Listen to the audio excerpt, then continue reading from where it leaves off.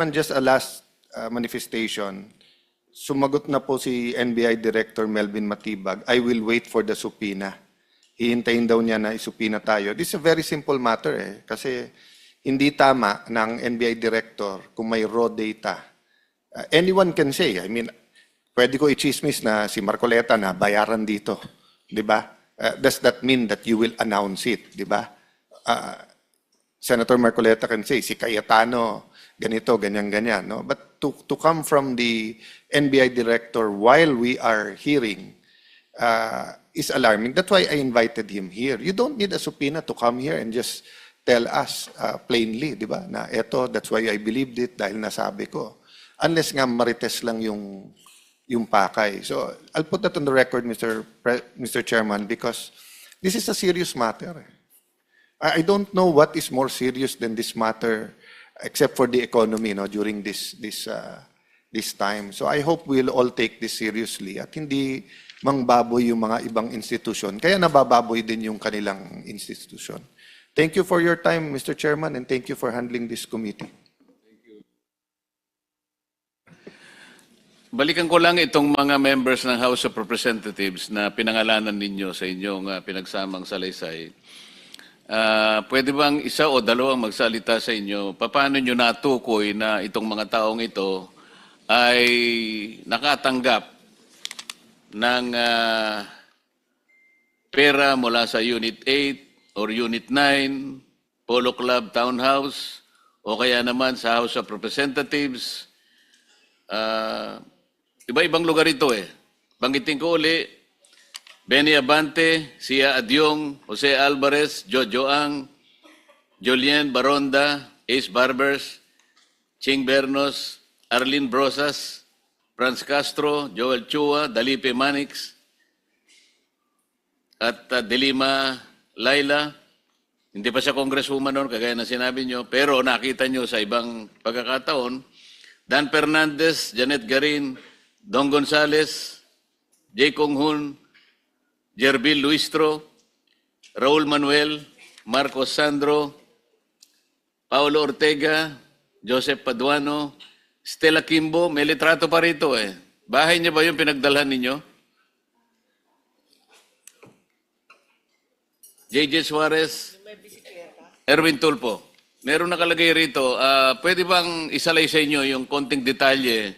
Bagamat nagkausap na tayo ngayon, nasabi ninyo ay gagawa kayo ng kaukulang detalye para patibayin lahat ito.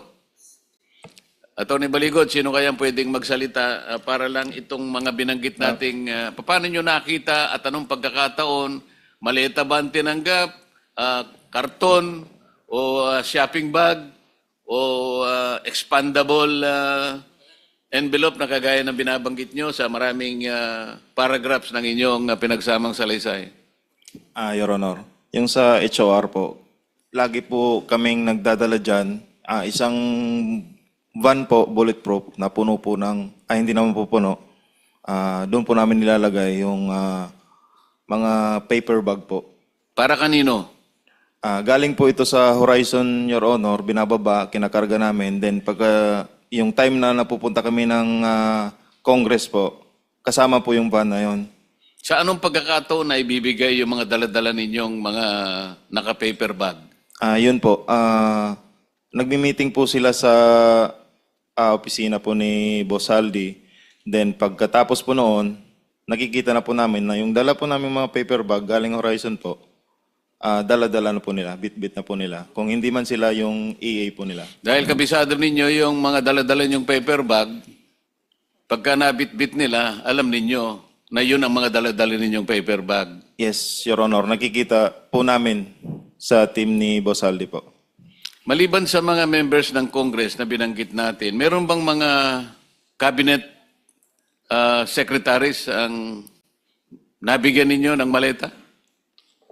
Meron po. Yung si dating DBM, Secretary Amina Pangandaman. Pumunta po siya sa BGC po, Horizon Homes. Sino pa? Sa akin po, yun lang po ang nabigyan. Sa inyong mga ibang kasama, may natatandang ba kayo na secretary ng cabinet na nabigyan ng maleta o anumang kahon o paper bag o envelope o anumang container ng pera?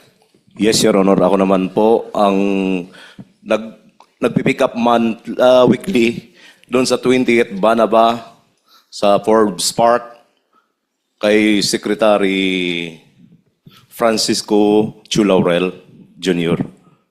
Kasama ko po yung si Top Orly Gotesa, si PR Joey de Guzman, tapos dinadala namin sa bahay ni Joey de Guzman din po. Teka muna,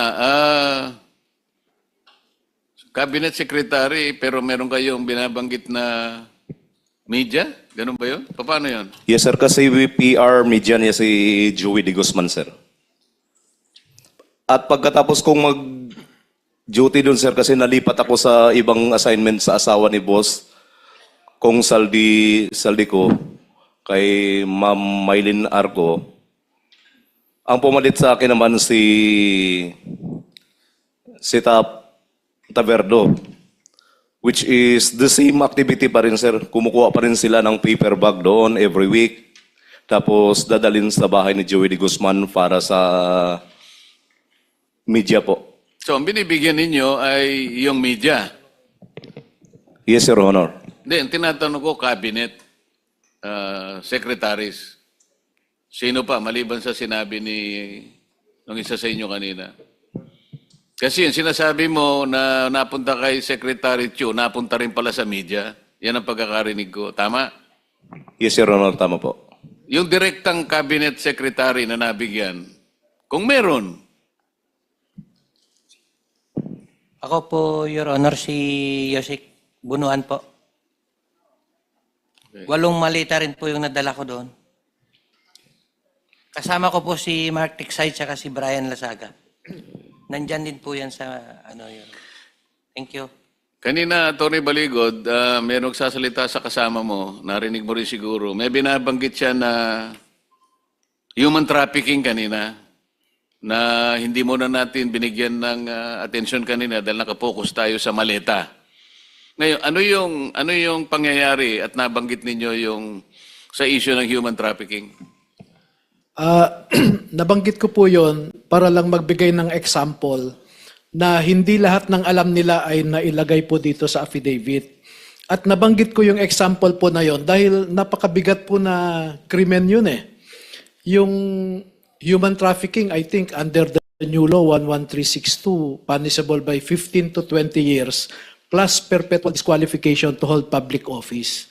And isang mataas na opisyal ang gumagawa noon. Ang sabi pa nga ho nila ay minsan, nagpapakuha ng 5 babae, pagpipilian niya, yung hindi niya nagustuhan, bibigyan niya ng tip, then maiwan yung napili niya. No? And it did not happen once, it did not happen twice. Marami po. Sa Maidas, minsan sa Shangri-La. Sinabi lang sa iyo yan. Sinabi rin po pati pangalan, no? Hindi, kinuwento lang sa iyo yan. Opo. Ang ibig ko sabihin, sino makakapagpatunay kung sino yung binabanggit mong opisyal na yan? Nandito po yung dalawa na naka-experience, nakasama ho silang naghatid nung babae. At Teka, ilang pagkakataon? 2? 2 beses po na So, mamimili siya mula sa 5, ganon? minsan 3, minsan 2 ang dadalhin po. Namimili muna siya. Namimili, and then yung napili niya, may iwan doon. At alam po nila kung sino yung mambabatas na yon dahil hinahatid po nila sa kwarto yung babae.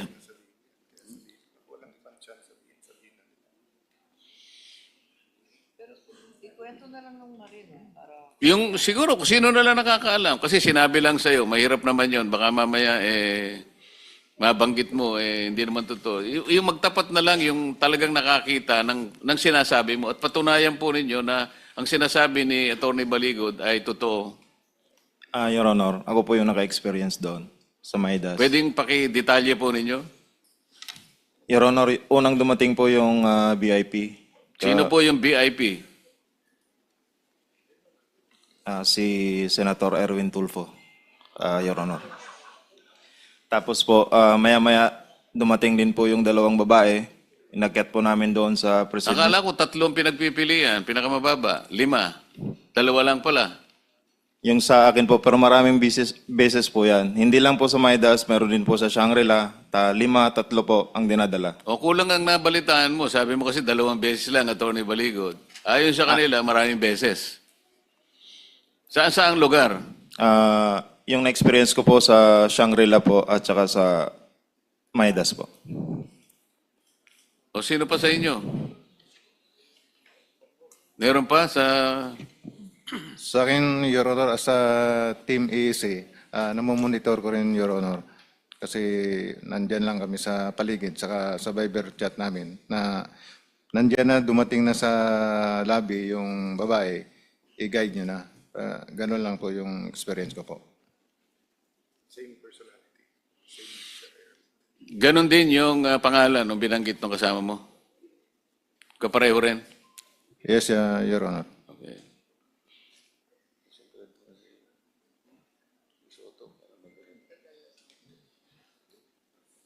Mr. Chairman, the issue kasi here is bakit ayaw ituloy ito. And if ginamit ni Senator Soto at Senator Lacson for false accusation or selective justice, because lumalabas dito magkakampi yung DOJ ombudsman at witnesses at sila nakakapili kung sino ang state witness at hindi. No? Ang aking balita sa case ni Senator Joel Villanueva, in fact, 4 yung version na lumabas dito, tapos bumaliktad na nga yung 2. So medyo magulo yung mga storya. So I was just really surprised bakit ganun ang reaction. Alam mo, nung nag-umpisa to, hindi natin kalaban ang Malacanang eh.